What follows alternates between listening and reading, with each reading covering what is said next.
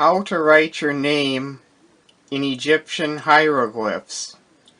In this presentation, I will be going over some basic information to help you write your name using Egyptian hieroglyphs. Here are some of the basic alphabetic signs in hieroglyphs. I will be returning to this slide in greater detail later in the presentation. Spell your name as it sounds. There are no silent letters in Egyptian hieroglyphs, so remove any silent letters from your name. If your name has a double letter, like the NN in Kennedy, reduce it to a single letter unless the letter's sound is clearly heard twice. A PH, like that in phone, would be written as an F. Remove the vowels. Ancient Egyptians did not write the vowels when writing hieroglyphs, only the consonants. Modern hieroglyphic alphabet charts often show signs for vowels, but these are actually soft consonants or semivowels. For example, the reed leaf hieroglyph is sometimes listed as an I or an E, but it is really just a Y. Egyptians did not have L or V. The ancient Egyptians did not use the L or V sounds.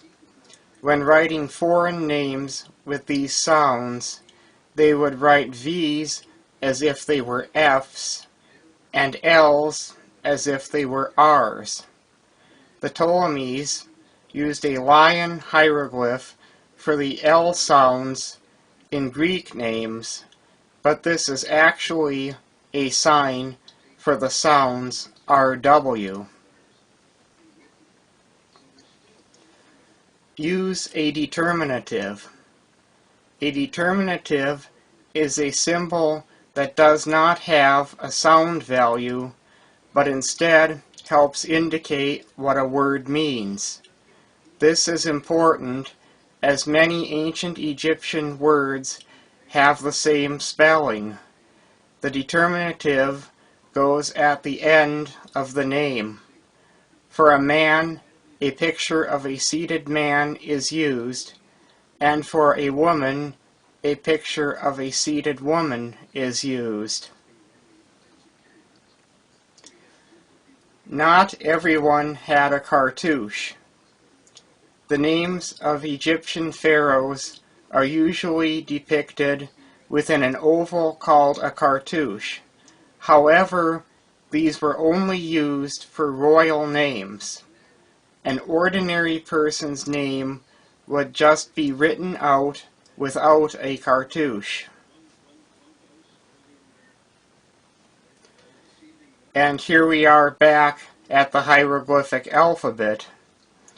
I made some notes about the pronunciation of the letters on this chart here. You have B, which is a leg and foot, and it's pronounced the same as English. D is a hand, and is pronounced the same as English. F is a horned viper, pronounced the same as English.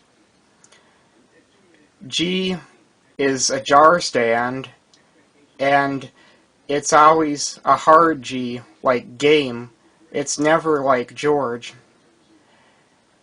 The H is a spiral thing, and it's pronounced the same as English.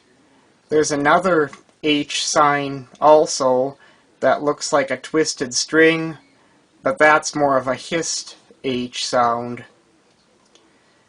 The J is another snake, and it's pronounced like the DGE in ledge, so a J sound. K is a cup or a basket, and it's pronounced like the K in king. M is an owl, and it's pronounced the same as in English.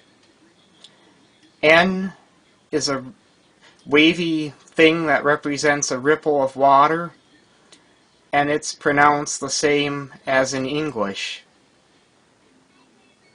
P is a box-like thing that is supposed to represent a stool, and it's pronounced the same as English. The Q hieroglyph is supposed to represent a hillside, and it is pronounced like the Q in Queen, but without the U sound following it. The R hieroglyph is a mouth, and it is pronounced the same as in English. S is a folded cloth, and it's pronounced like the S in soap. T is a semicircle thing that represents a loaf of bread, and it is pronounced the same as in English. W is a quail chick, which can be pronounced like the W in water or the OO in tattoo, depending on how it is used. Y is a reed leaf, and it can be pronounced like the Y in yes or the Y in city, depending on how it is used. Z is a door bolt, and it is pronounced like the Z in zoo or like the S in is. And those are the basic alphabetic signs. I left out the vowel signs because they don't actually represent vowels.